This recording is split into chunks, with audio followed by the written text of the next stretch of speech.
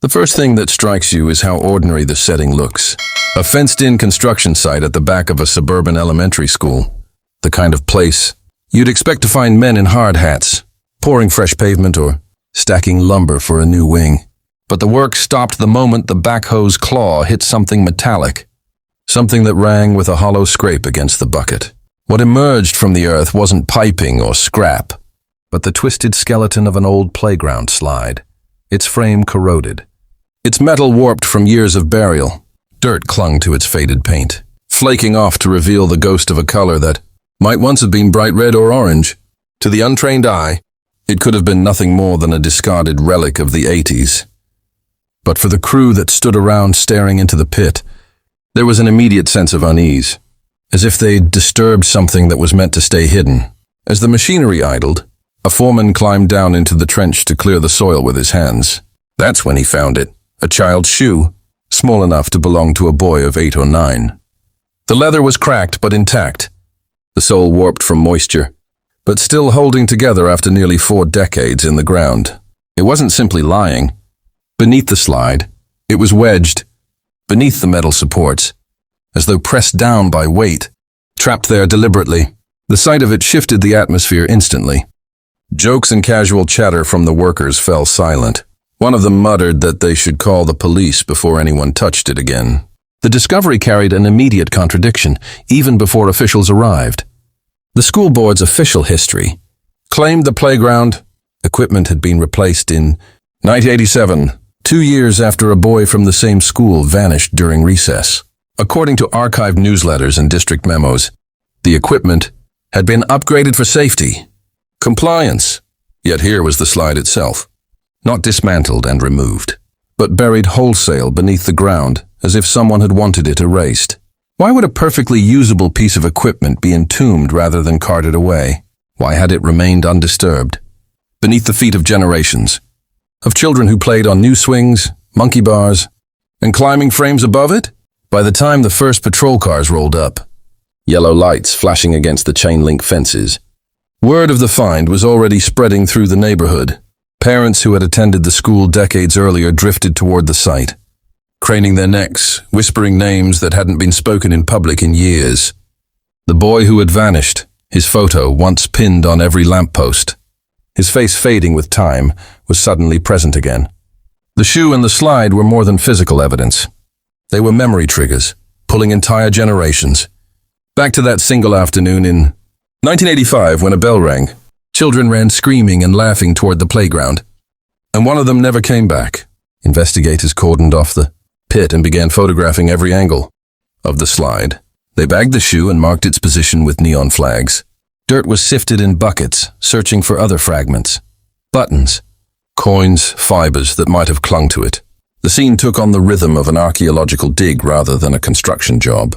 Each handful of earth raised the possibility of a clue, or worse, a human remain. Watching from the perimeter, parents held their arms tight across their chests, eyes fixed on the excavation as though they feared what might surface next. The deeper they dug, the more unsettling it became. The supports of the slide were embedded at an unnatural depth, suggesting that heavy equipment had been used to force it down. Layers of soil above it bore signs of mechanical compression, as if deliberately compacted. This was no careless dumping ground. It was a burial, precise and intentional.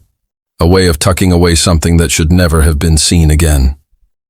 To the officers on scene, it was impossible not to think of the boy, the unanswered questions that had haunted his family for almost 4 decades. Could this be the first tangible link to his disappearance? Or was it some cruel coincidence?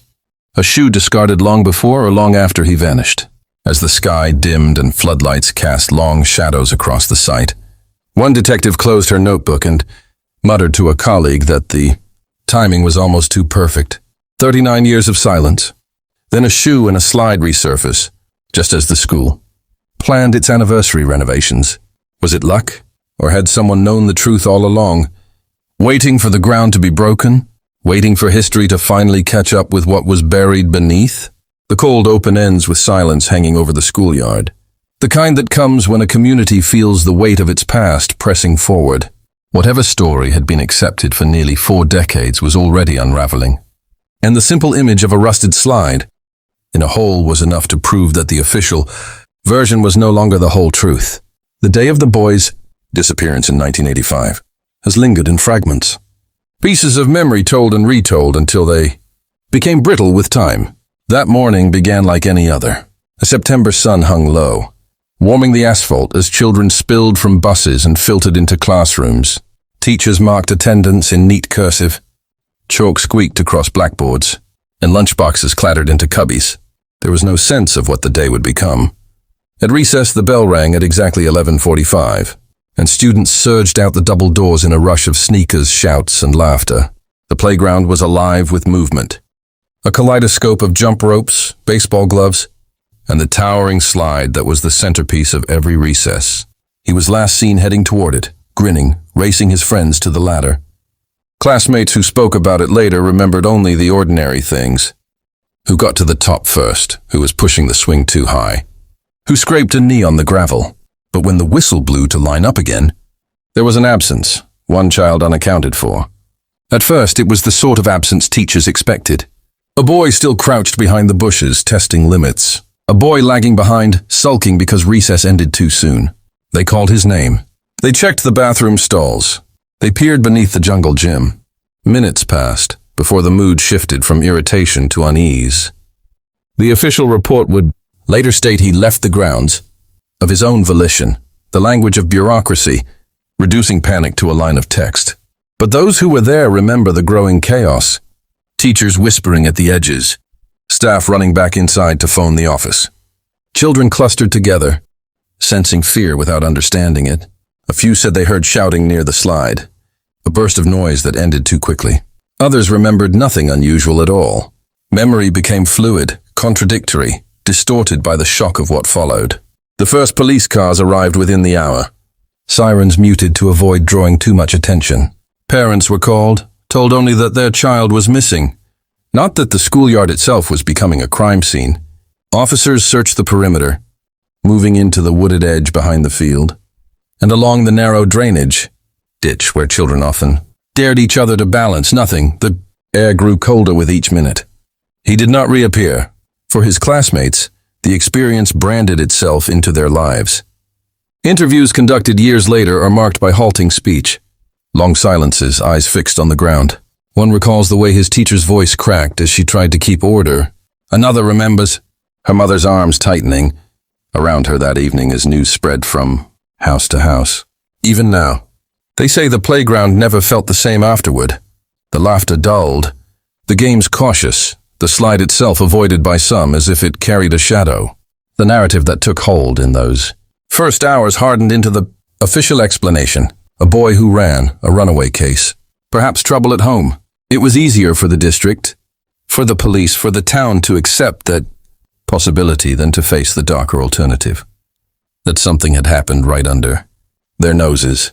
But in the whispered stories of children who grew into adults, the idea of a runaway never fit. He had been playing only moments before, chasing friends, laughing, waiting his turn to slide.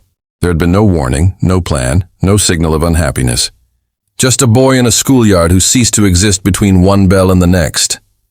Those memories resurface with sharpness now, 39 years later, as the shoe and the buried slide come to light. Former classmates, now in their 40s and 50s, admit to sleepless nights revisiting the moment they last saw him. The sound of the bell, the echo of his laugh, the blur of color as he sprinted toward the ladder. These details return with unbearable clarity. What was once tucked away as an unsolvable mystery now demands to be faced again, and the day that was supposed to be just another recess is remembered as the moment a community's trust was fractured forever. The modern schoolyard looks nothing like the one described in old photographs. Where once there was gravel and splintering wooden structures, now there is a field of bright plastic equipment fixed into padded turf. Colors scream with artificial cheer, neon greens, reds and yellows meant to suggest safety and fun. Yet for those who know the history, every swing and slide sits on uneasy ground. When investigators walk the perimeter decades later, they're struck by how thin the line is between what is visible today and what still lies buried beneath.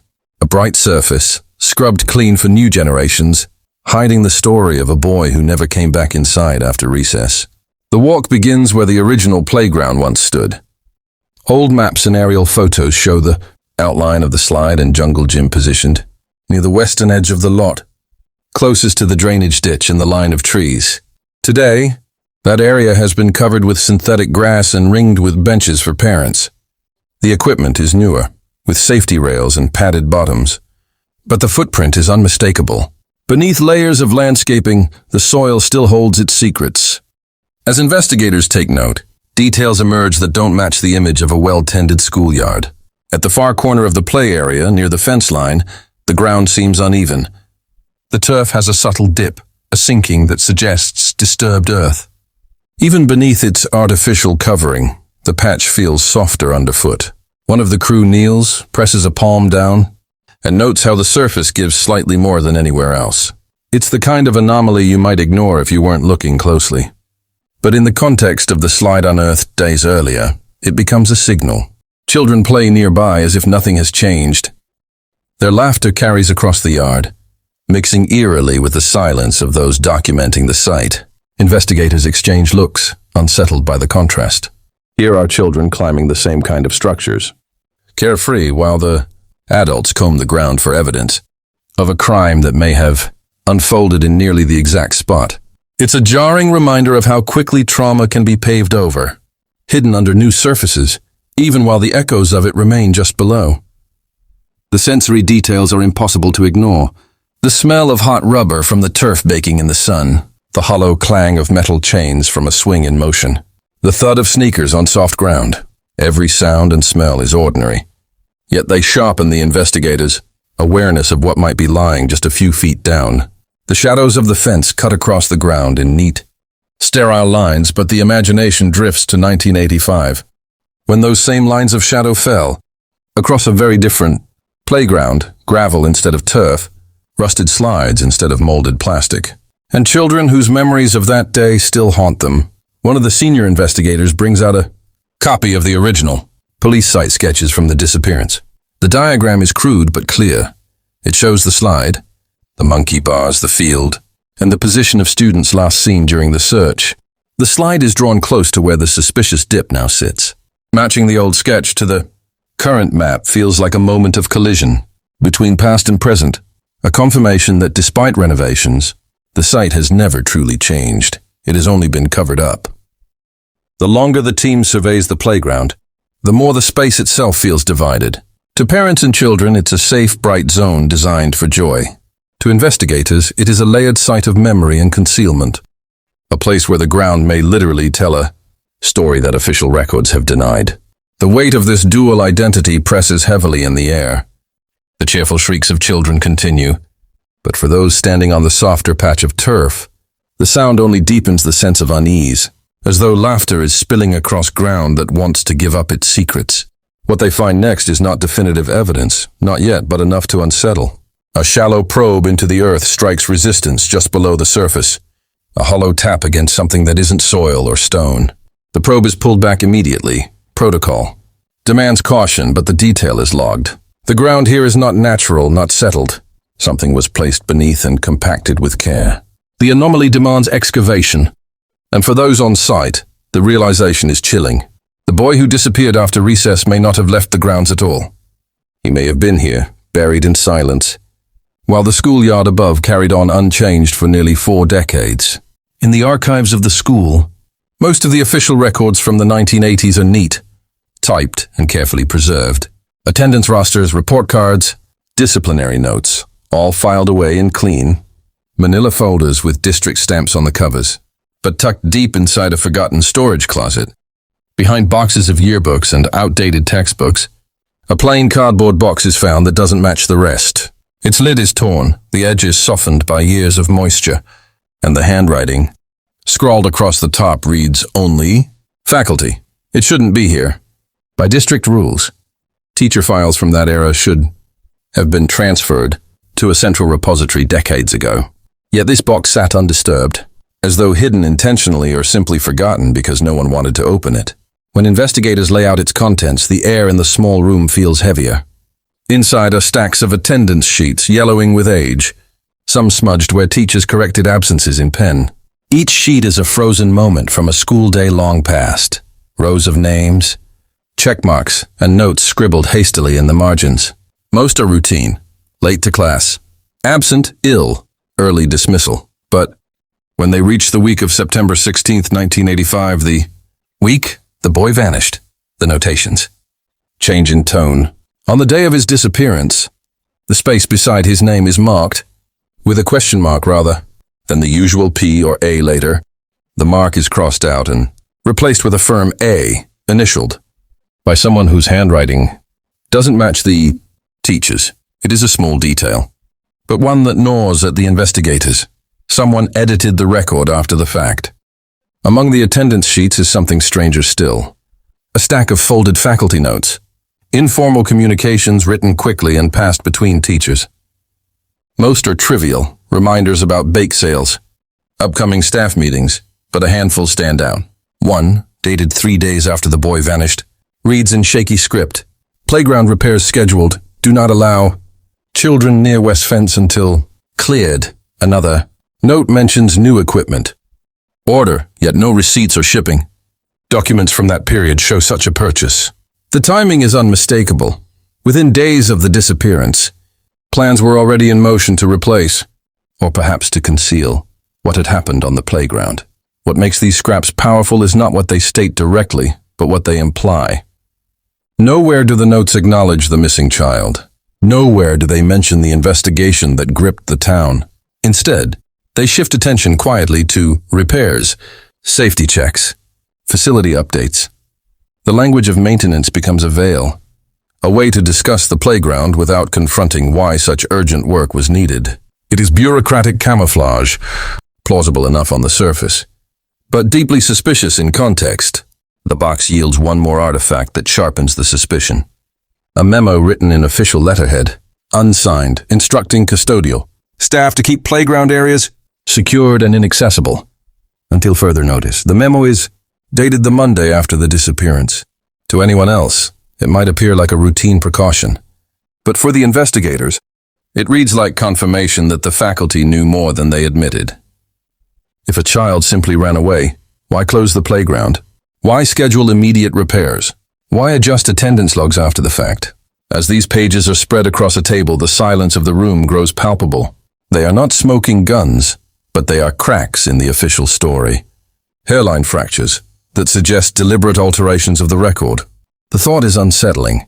Teachers and administrators, the trusted adults of an entire community, may have rewritten the smallest details of paper to erase the largest truth.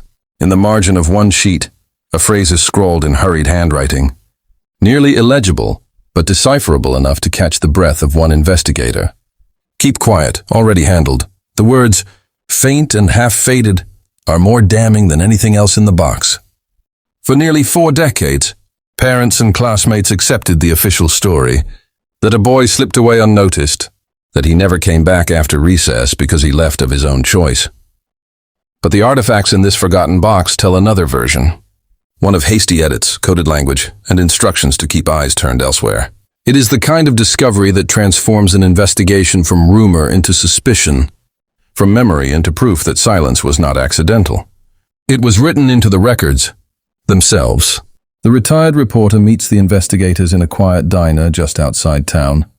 The kind of place with cracked vinyl booths and the smell of fried onions baked into the walls. His hair is gray now, his voice gravelly, but his memory of 1985 is sharp in the ways that matter. He had been young then, only a few years into his career, eager for a story that might put his byline on the front page. When word spread that a boy had disappeared during recess, he knew instantly it was bigger than a routine missing person. "Kids don't just vanish on school grounds," he says, his fingers drumming against the chipped coffee cup. "And they sure as hell don't stay vanished when there are witnesses around."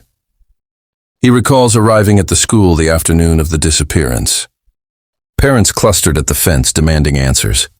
Officers paced the yard with clipboards, refusing to speak on record. The air felt charged but strangely contained, as if an invisible line kept outsiders from pressing too close. He scribbled notes, snapped photographs, and expected the story to unfold in the usual rhythm. An initial article. Community outrage. Days of coverage until either a breakthrough came or the trail went cold. What he didn't expect was the silence. By the next morning, his editor pulled him aside, told him to tone it down, to run a smaller piece buried on page 6. The reasoning was thin. Don't spook parents.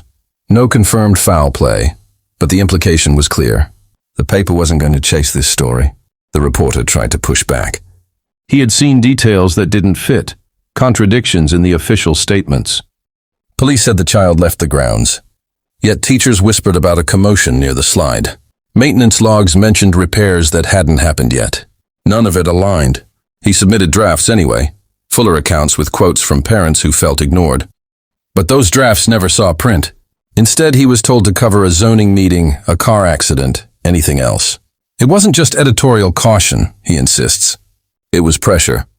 Someone didn't want questions asked. And they made sure the questions died on the vine. What still chills him, nearly 4 decades later, is the moment he realized the story wasn't just being neglected, it was being buried.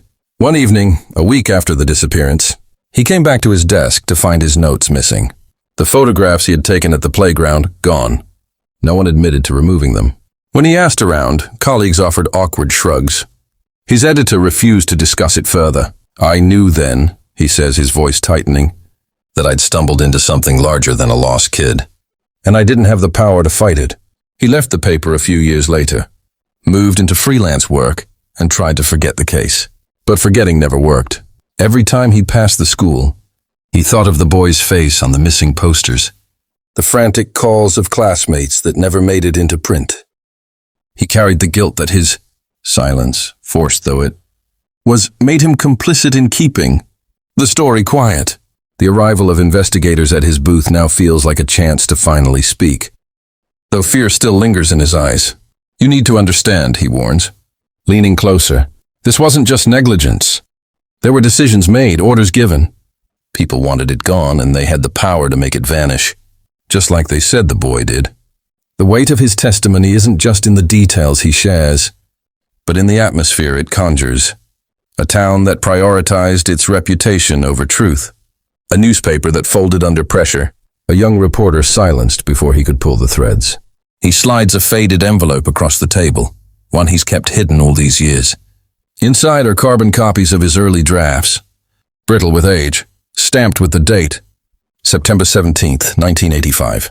Headlines that never saw print. Paragraphs that describe parents accusing the school of secrecy. Lines that name officials who urged patience instead of transparency.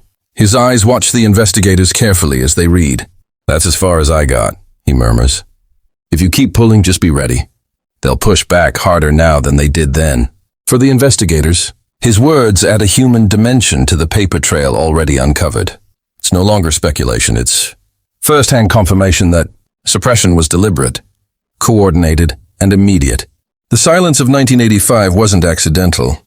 It was engineered, and the man who tried to break it, now weathered and wary, has finally passed the responsibility to someone else. The unspoken question lingers heavily between them. If a small-town reporter was shut down so easily, what kind of influence was strong enough to keep an entire community quiet for 39 years? The next stage of the investigation takes place not in a playground or a diner, but inside the dry corridors of the county records office. It is the kind of place most people never enter. Gray filing cabinets stretching in rows, the stale smell of paper and dust, fluorescent lights buzzing overhead. Here history is supposed to be preserved with precision. Every receipt and invoice cataloged, every maintenance order recorded. But as the investigators soon learn, the records of 1985 tell a story that refuses to line up. They begin with routine requests, maintenance logs for the school, payroll ledgers, construction invoices. At first glance, the documents look ordinary. But then the anomalies start to stack up. One invoice dated August 30th, 1985, lists removal and replacement of playground slide and equipment. The cost is substantial, enough to suggest heavy machinery and new installations. Yet when cross-checked, no purchase orders exist for new equipment, no receipts from suppliers, no delivery confirmations. It's as though money was spent on something that never arrived. The payroll records add another layer of unease. For the 2-week period surrounding the boy's disappearance, the custodial staff shows a sudden increase in hours logged. Yet the individuals listed are unfamiliar. Names, workers who appear abruptly on the payroll and vanish just as suddenly after September. Their social security numbers are incomplete, their address is vague. It is almost as if these people were ghosts, inserted into the system to justify payments for work that left no visible trace. One investigator circles the entries in red ink, murmuring that the irregularities aren't just sloppy, they're intentional. Digging deeper, they uncover contradictions in the official board minutes. The September meeting from that year makes no mention of playground issues, no allocation of funds for urgent repairs, no record of the equipment supposedly replaced. Instead, there are bland notes about teacher conferences and textbook orders. Yet side by side with the invoices and payroll, the gap becomes impossible to ignore. Money moved, people were paid, but the official narrative pretends nothing happened. The deeper the files go, the stranger the omissions become.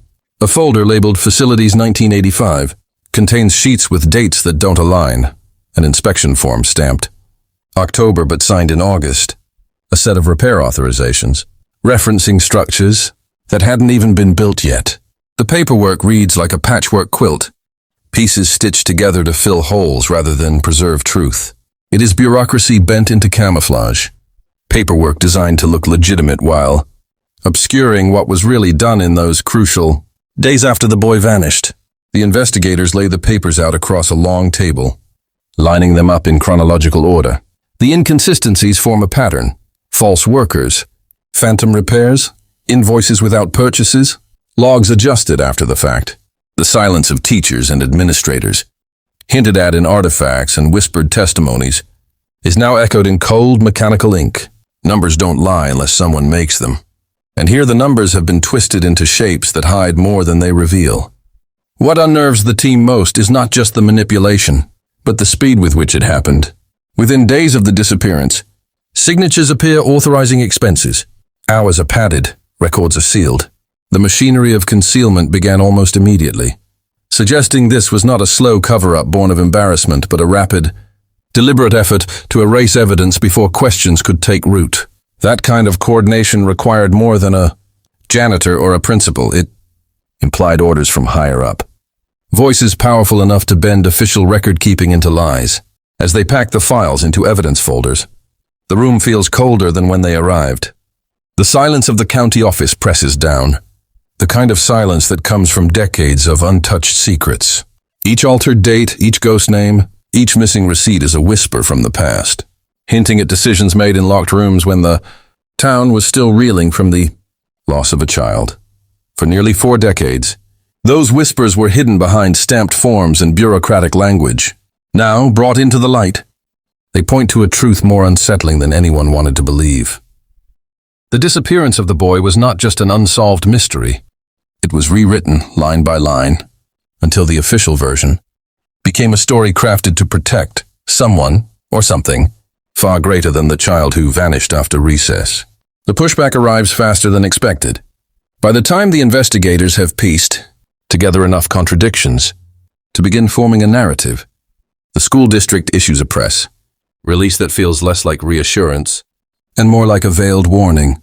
In carefully chosen language, the statement frames the unearthed slide and the artifacts as non-evidence, relics of an era when record-keeping was inconsistent and safety standards were in flux. The boy's disappearance is described as a tragic but isolated incident, and any suggestion of institutional neglect is labeled speculative and harmful to the community. It is the first official counter-narrative, and its intent is clear: to smother the embers before they can catch fire. The tone of the release unsettles more than its content. Instead of compassion for the family or acknowledgement of unanswered questions, it emphasizes stability and community image. The subtext is unmistakable.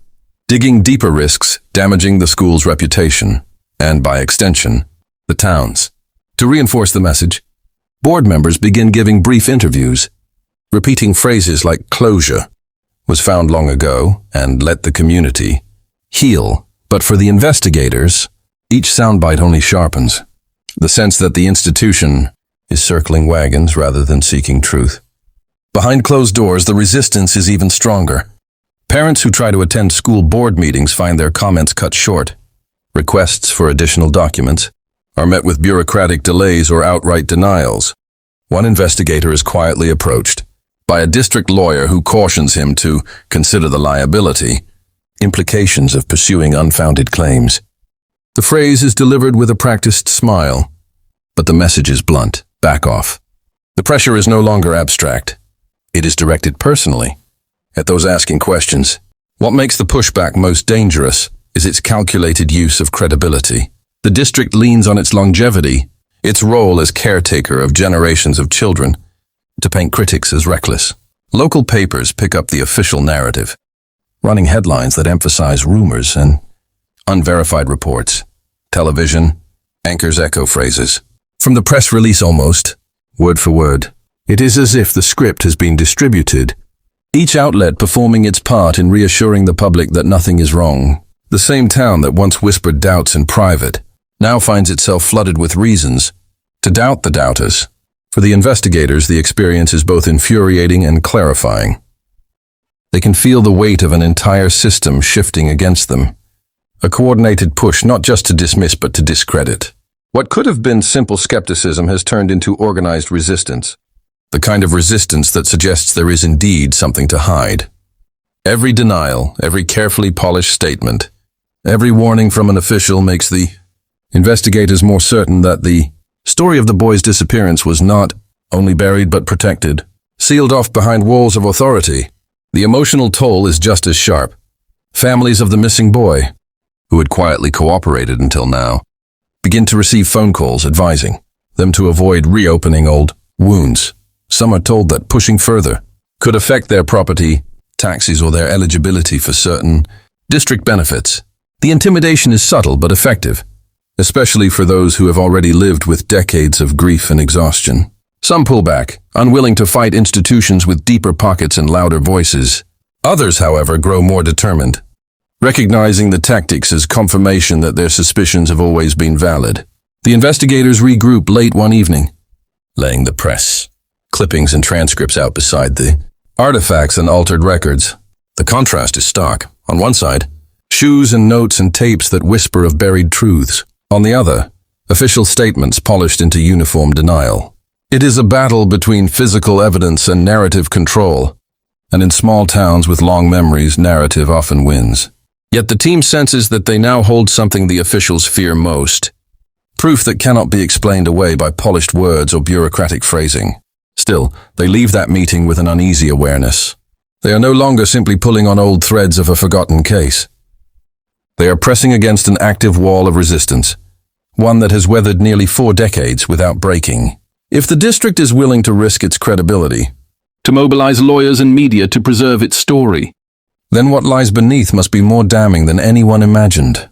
The counter-narrative has done its job. It has bought the institution time, but it has also revealed its hand, confirming that the real story of the boy's disappearance still lies hidden, waiting for those willing to dig past the polished surface of denial. The discovery comes late at night, almost by accident. A retired custodian, one of the few who agreed to speak, privately despite the district's tightening grip, produces a cardboard box he claims to have kept safe since the late 80s. His hands shake as he slides it across the table, as if the weight of the decision is pressing on him.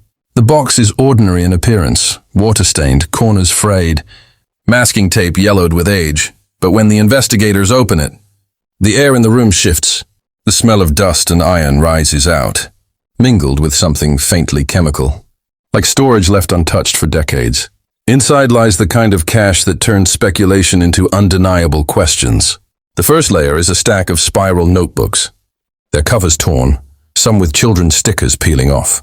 Flipping through them reveals pages of doodles, multiplication tables, and in the margins, notes written in a rushed adult hand. They are not the scribbles of a child, but cryptic fragments.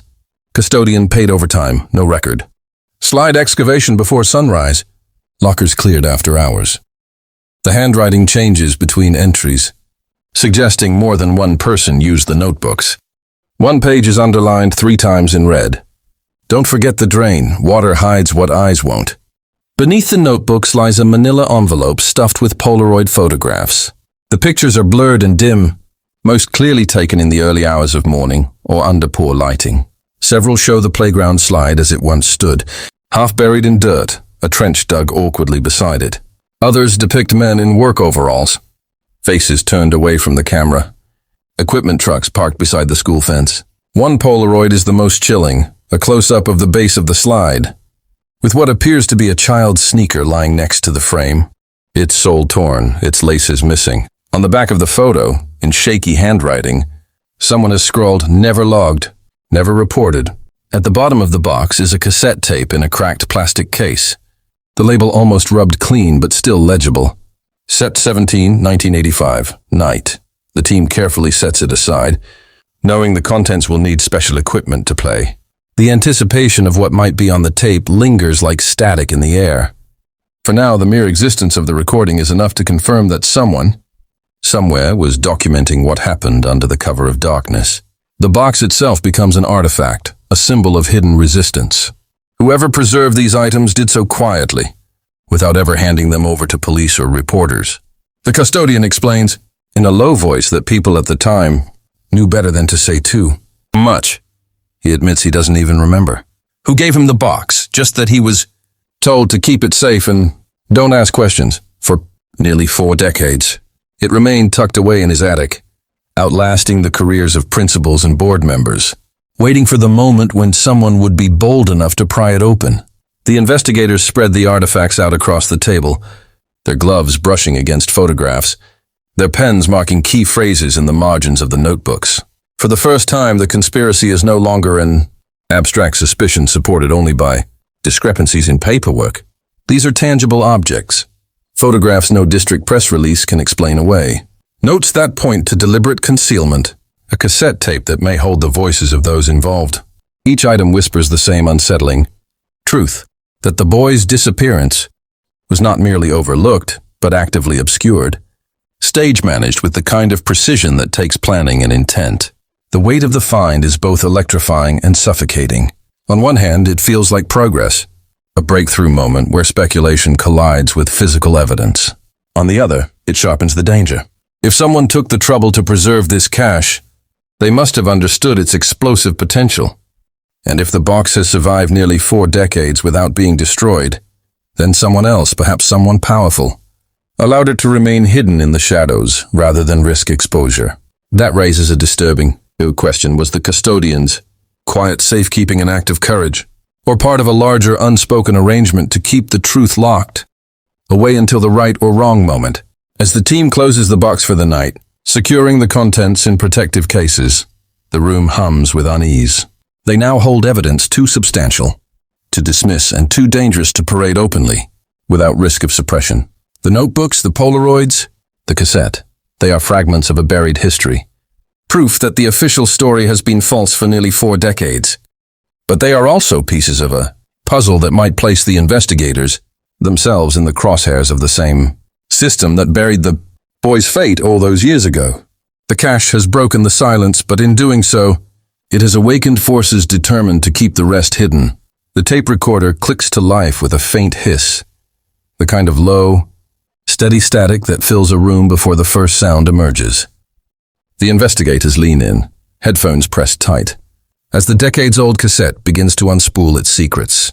At first there are only muffled voices, distant and half lost in the hum of background machinery. A generator, a truck engine idling? Then the sound sharpens, boots crunching on gravel, the hollow clang of metal tools striking something heavy, and men speaking in hurried, clipped tones.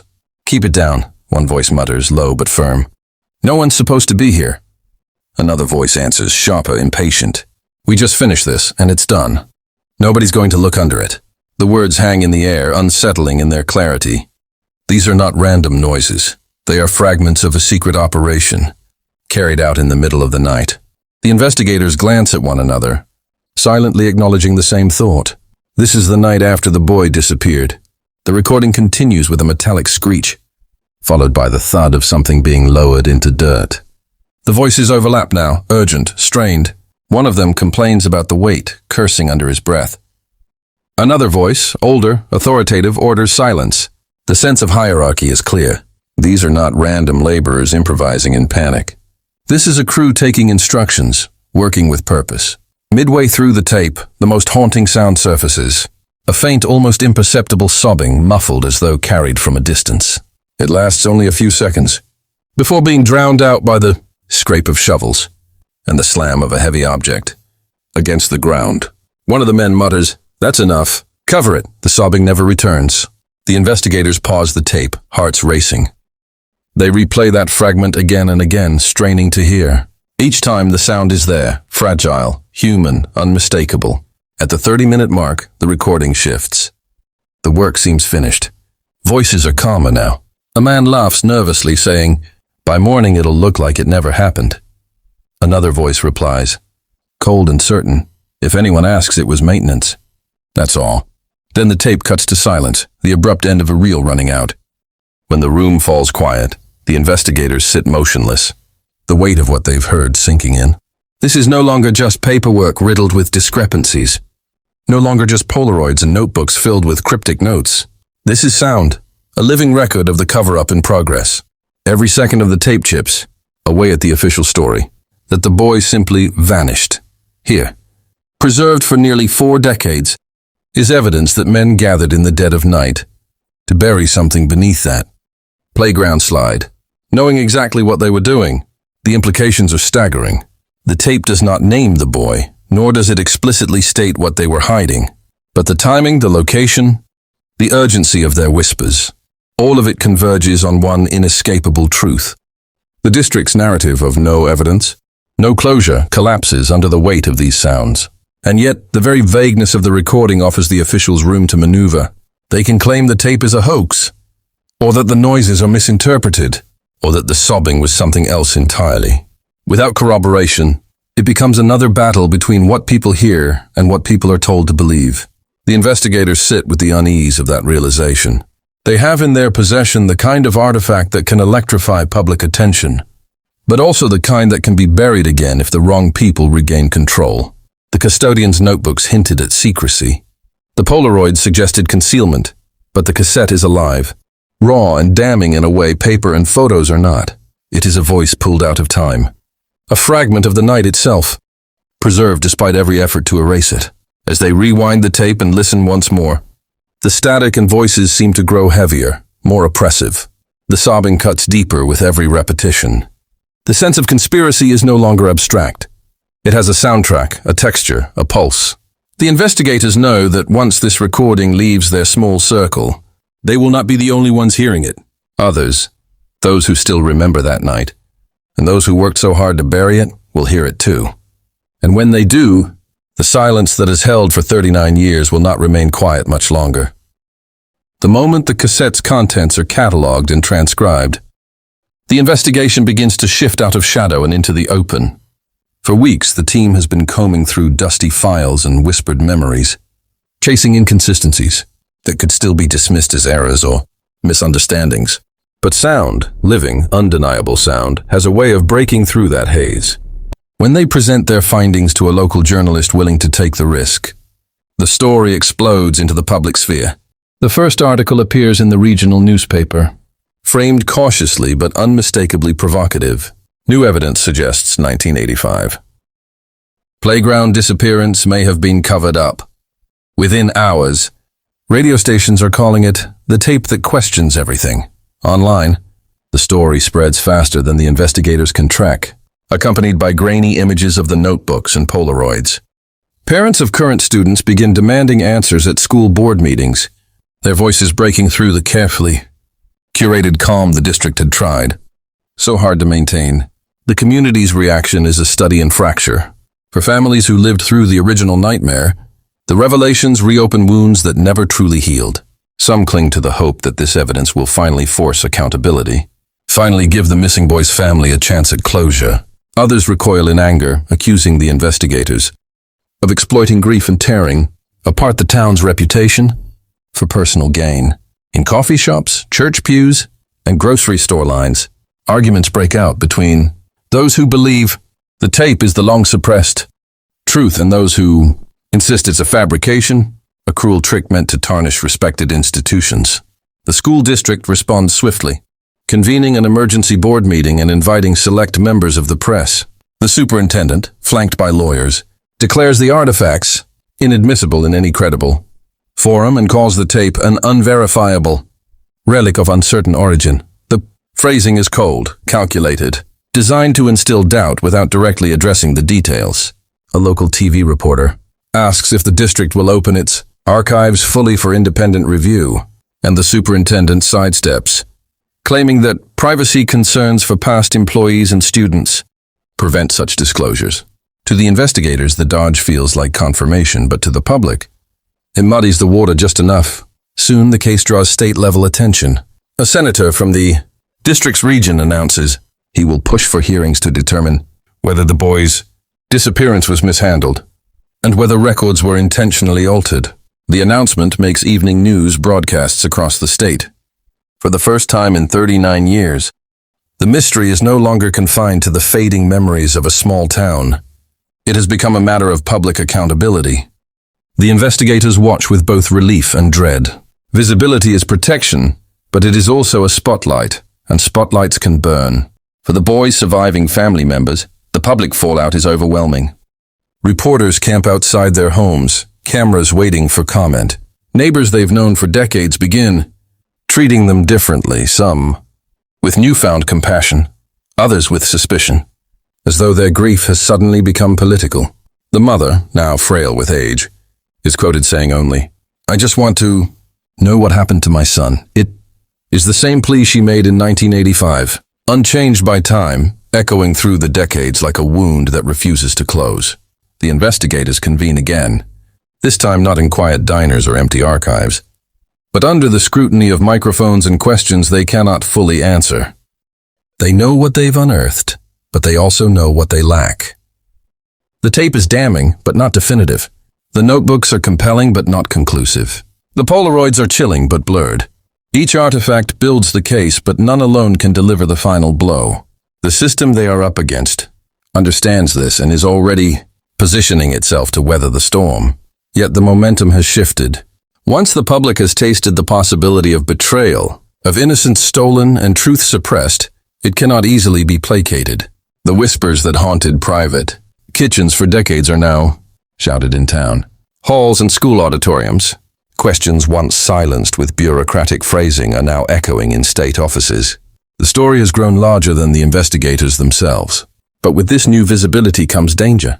The louder the story becomes, the more incentive there is for those responsible to tighten their grip, to find new ways of discrediting or silencing. As one journalist warns the investigators off the record, "You forced their hand. If they buried something back then, you can bet they'll do whatever it takes to bury you now, just in a different way."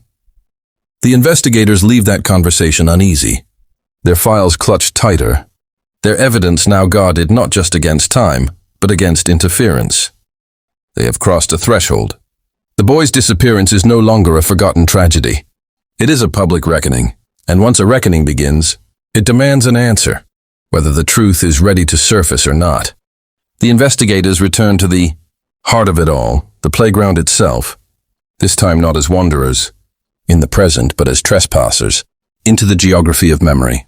The site has been fenced off since the slide's unearthing, a patch of churned dirt and caution tape, watched over by contractors who claim they are there to evaluate soil stability.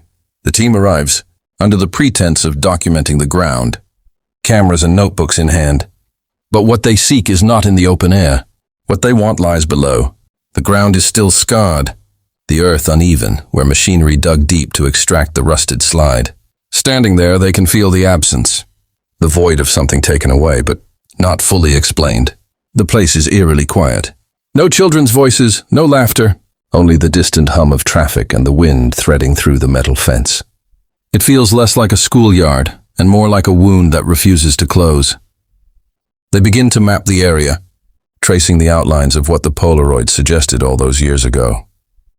By aligning old photographs with the present-day terrain, they realize that the excavation in 1985 extended further than the spot officially recorded.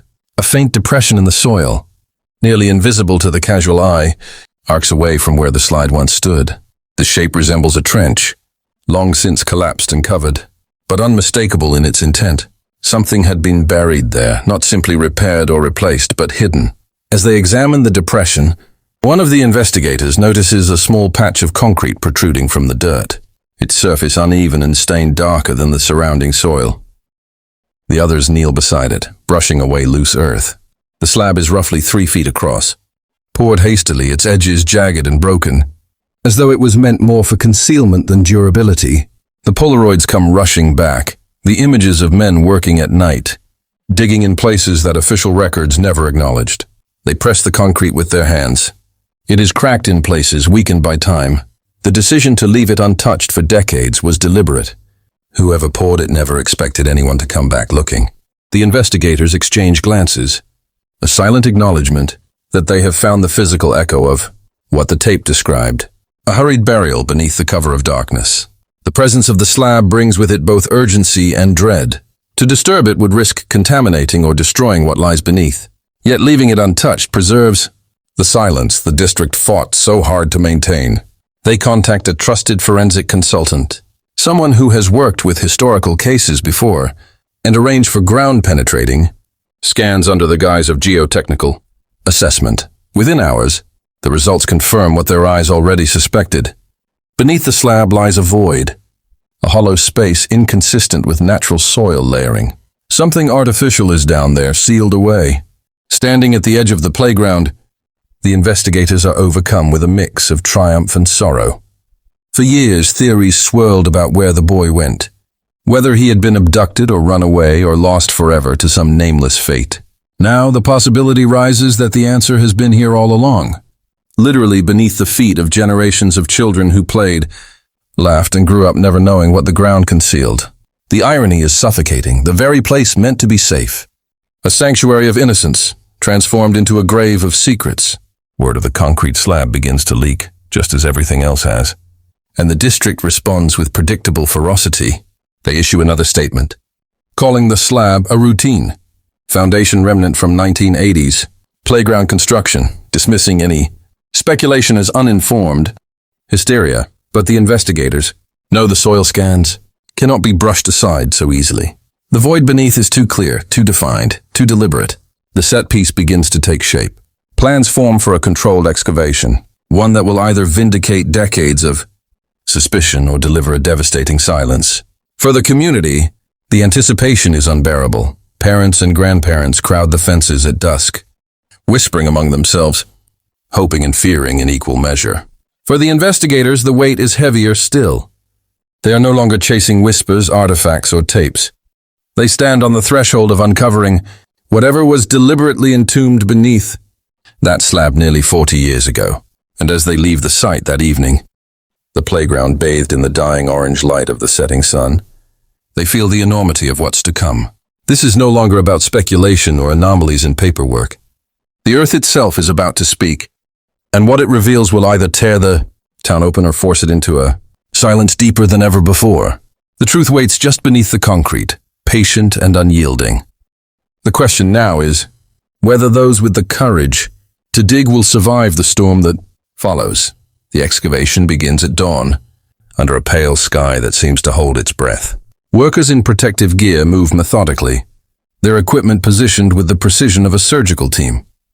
A small crowd gathers at the edges of the cordoned playground, separated by yellow tape and uniformed officers who maintain a stern perimeter. Reporters arrive early, cameras trained on the fenced-off dirt patch, as if they expect history to break through the soil at any moment. The investigators stand just inside the barrier, their expressions tight with anticipation and dread. The slab of concrete uncovered days before sits like a scar across the playground surface. Cracks web its face, dark veins running jagged through its hastily poured structure. The team of forensic consultants begins by scoring the slab, chiseling carefully along the edges. Each strike of the tools echoes across the empty schoolyard. Magnified by the silence of those watching, dust rises gray against the morning light, until finally the first fracture gives way with a sharp snap. A fissure opens, revealing the soft soil beneath. As the concrete is pried away in chunks, the smell rises first, not overwhelming but distinct, a damp, metallic odor that speaks of earth sealed too long, mixed with something faintly sour. The workers pause, shifting uneasily, but the forensic lead gestures for them to continue.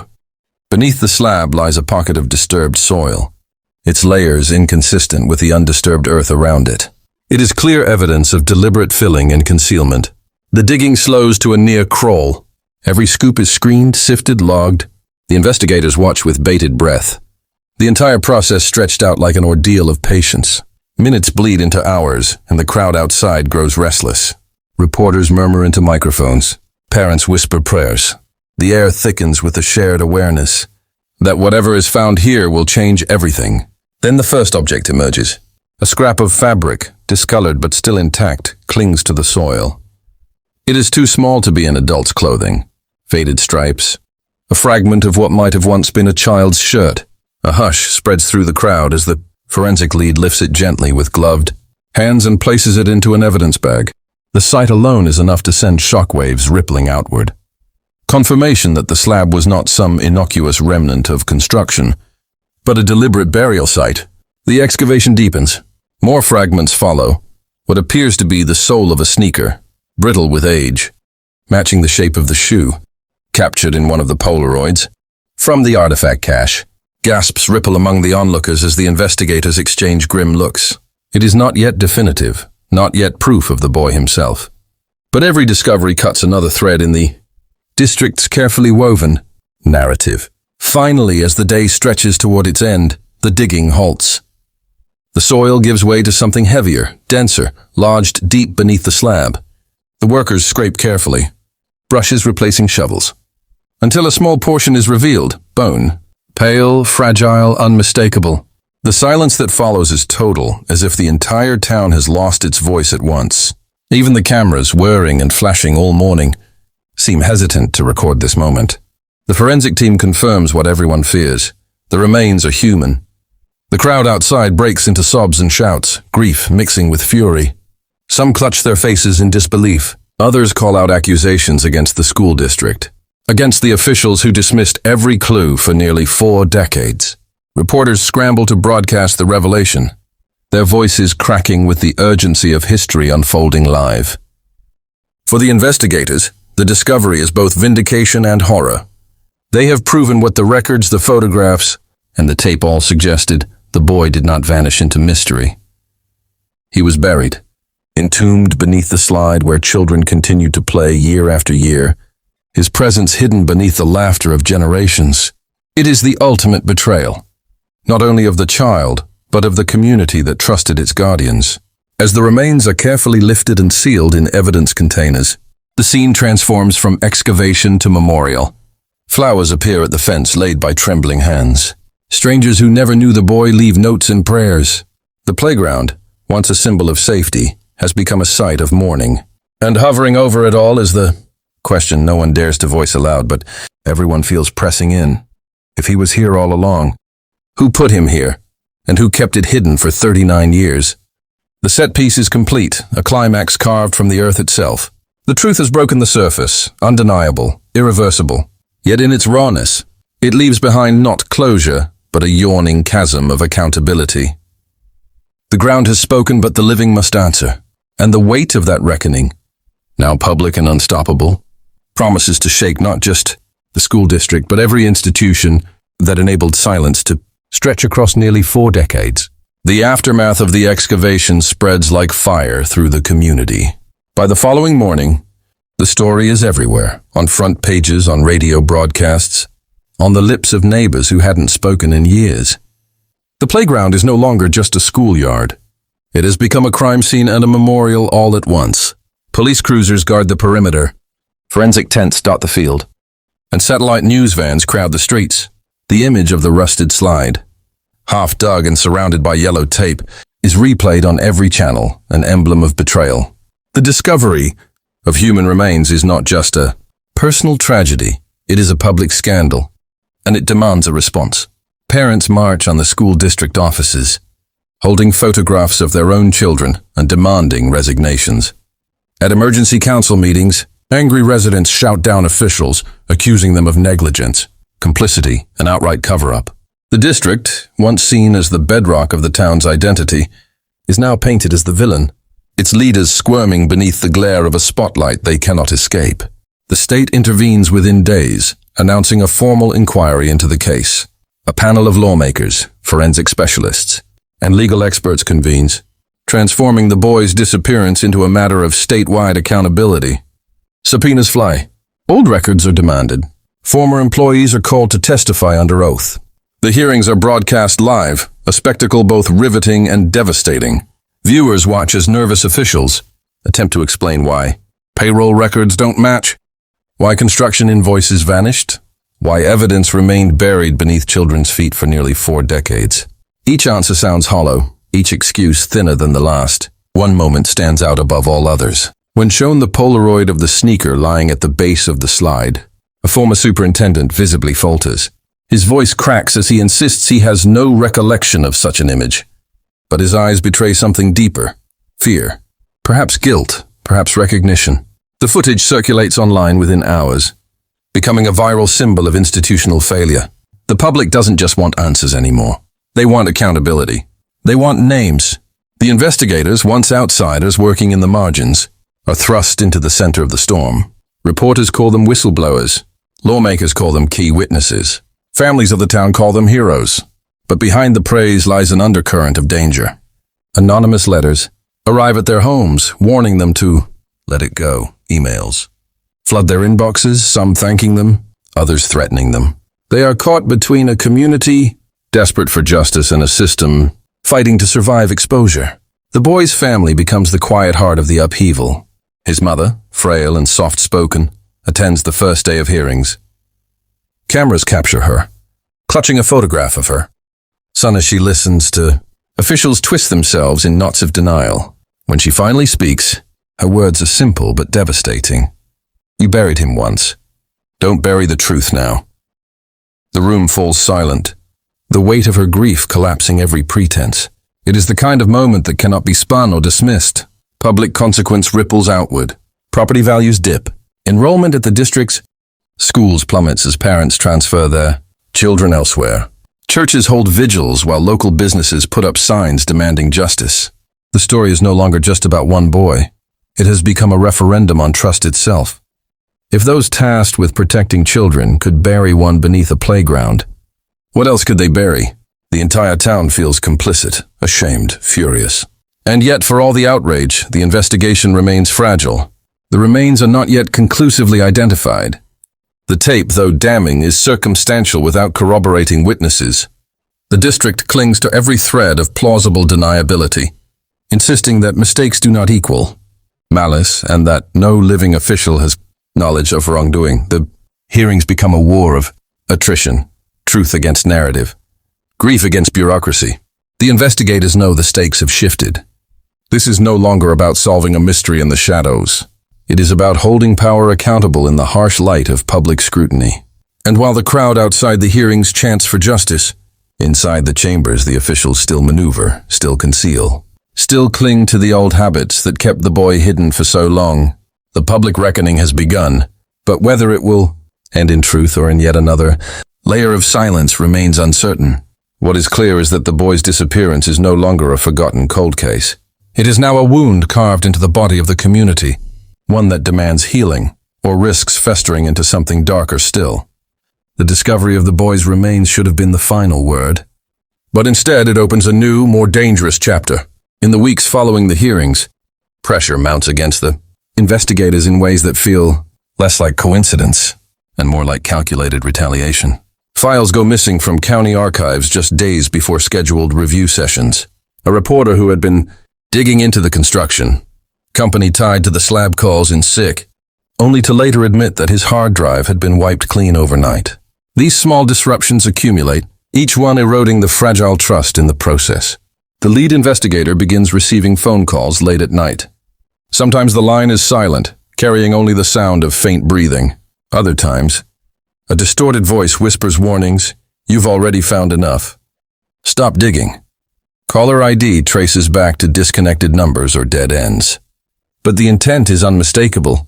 It is pressure, quiet, insidious, designed to rattle rather than to strike directly.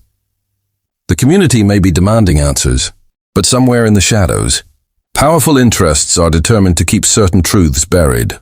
Official channels begin to echo the same refrain. Statements from district lawyers emphasize closure rather than justice. urging the public to accept that what was found is all there is.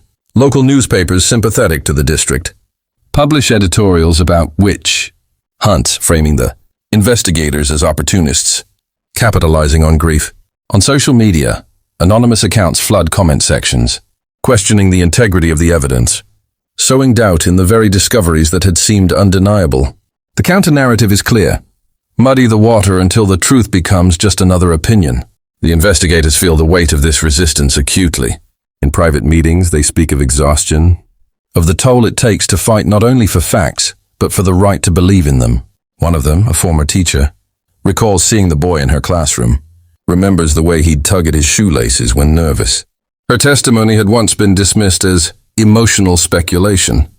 Now, even with bones in evidence bags, she feels the same cold dismissal pressing in from officials eager to move on. It is as though the truth is too inconvenient to survive unchallenged. And yet, beneath the pressure, more anomalies surface. Construction logs from 1985 are finally released, and they reveal that the slab was poured weeks after the boy disappeared. Not before, as officials long claimed. Payroll records for that month list 3 contractors paid in cash. Their names misspelled or incomplete and all untraceable. The dates don't match, the signatures don't align. Forensic accountants whisper that it looks less like sloppy paperwork and more like deliberate obfuscation. These specifics, verifiable and concrete, strike directly at the heart of the district's narrative. The warnings intensify. A brick is thrown through the window of the lead investigator's rental car. A note is left tucked into the crack of her door. The ground isn't the only thing that can bury you. Police reports are filed, but the responses are muted, as if law enforcement itself has little appetite to tangle with forces this entrenched. The investigators realize that the line between official negligence and active conspiracy is thinner than they had imagined, and that crossing, it may carry personal cost. Despite the intimidation, their resolve hardens. At a private strategy session, they pin photographs, invoices, and testimony to a corkboard, drawing red lines between dates and names. The picture that emerges is damning, a cover-up, not just of a disappearance, but of the circumstances that allowed a child to vanish in the first place. It implicates not only long-retired officials, but also the system itself, one designed to silence and self-protect. They know the evidence they hold could unravel the district's defenses. But they also know that presenting it will trigger the fiercest pushback yet. Winter sets in as the case reaches its final phase. Snow dusts the playground, softening the sharp outlines of the crime scene tents. But the cold cannot mute the firestorm that has consumed the town. The hearings have ended, the records have been examined, and the evidence of concealment is now irrefutable. Still, the weight of everything uncovered hangs heavy. The investigators, exhausted but unwilling to relent, begin preparing their final report, a document meant not just for the courts but for the public. It is their attempt to bind together the fragments of testimony, the artifacts, and the excavated remains into a narrative that cannot be dismissed. The process of writing it is grueling. Every date has to be exact, every source verified twice over, every inference carefully framed so it cannot be torn apart by lawyers. They pore over the Polaroids, the cassette tape, the payroll records, cross-referencing them against the forensic analysis of the remains. Each artifact is like a voice, whispering the truth the officials tried to bury. The boy's striped shirt fragment, the sole of his sneaker, the handwritten notes with the date, stamped wrong, all of it aligns into a timeline that points unmistakably toward intentional concealment. Meanwhile, the town struggles with its own reckoning. Candlelight vigils are held in the boy's memory, and the once busy playground becomes a shrine of flowers, photographs, and handwritten letters. Children press crayons to paper, drawing slides and swings with halos above them. Parents weep quietly at the chain-link fence, their grief mixing with anger that so many warnings had been ignored. The district issues polished statements about healing and moving forward, but few attend their organized memorials. The community chooses its own rituals, rooted in pain and defiance rather than sanitized closure. In the state capital, lawmakers debate reforms sparked directly by the case. Proposals circulate for stricter oversight of missing children investigations, for independent audits of school districts, for whistleblower protections. Yet even as progress is debated, opposition hardens. Lobbyists argue that the district must not be scapegoated for the errors of past. Generations. The boy's name becomes a symbol on both sides, invoked either as a call for accountability or as a warning against weaponizing tragedy. His memory is fought over in committee rooms far removed from the town where he lived and died. For the investigators, the most difficult part is meeting with the boy's family to deliver their findings. They gather in the small living room of his aging mother, laying out the photographs and documents across her coffee table. She runs her fingers over the Polaroids, pausing at the sneaker, whispering that she had bought him those shoes just weeks before he vanished. The weight of her recognition confirms what the records already proved, but it pierces deeper than any data ever could. She thanks them quietly, her voice cracking. But behind her gratitude lies the hollow knowledge that no discovery, no report, no hearing can restore what was taken. The final report is released at a packed town hall meeting. Copies are handed to journalists, officials, and community members alike. As the lead investigator reads from its pages, the narrative becomes undeniable. A child disappeared. Evidence was concealed, officials lied, and the truth was buried beneath concrete for 39 years. Gasps ripple through the crowd as each connection is laid bare. Some weep openly. Others shake their heads in fury. By the time the reading ends, the town is no longer just an audience to history. They are participants in a reckoning that will define their future. Yet even in this moment of resolution, cracks remain. Not every name is accounted for. The contractors paid in cash are still ghosts, their identities never confirmed. The cassette tape hints at meetings and decisions that remain unexplained. And in the margins of the old journal, one word recurs like a riddle: Riverside. No one knows if it refers to a street, a person, or another site, but the investigators note it quietly in their appendices, a final unanswered thread that refuses to be tied off. The community, raw and shaken, begins to rebuild in small ways. Plans are announced to tear down the playground and replace it with a memorial park, dedicated to children lost too soon. Artists volunteer to design sculptures. Parents form committees and students submit ideas. The slide that once concealed horror will be melted down, its steel reshaped into something that refuses silence. In this way, the town hopes to reclaim the space, not by forgetting, but by refusing to let the boy's story fade again. The investigators leave the meeting with a mix of relief and unease. They have given the community its truth, its report, its reckoning. But they cannot shake the knowledge that the case, for all its weight, feels incomplete. Too many unanswered questions linger in shadows. And as they drive away from the schoolyard one final time, the faint echo of children's laughter drifts from another block, ordinary and unbroken. It is a sound that comforts and unsettles in equal measure, a reminder that innocence endures, but only so long as the truth is defended. The winter snow begins to melt, and with it the frenzy of cameras and hearings subsides. The playground is dismantled piece by piece, its rusted slide carted away under tarps, its concrete slab reduced to rubble. In its place, the first stones of a memorial garden are laid, bare earth waiting for spring's bloom. For the townspeople, the ground feels different now, less like a place to play and more like consecrated soil, where silence once reigned and voices were stolen.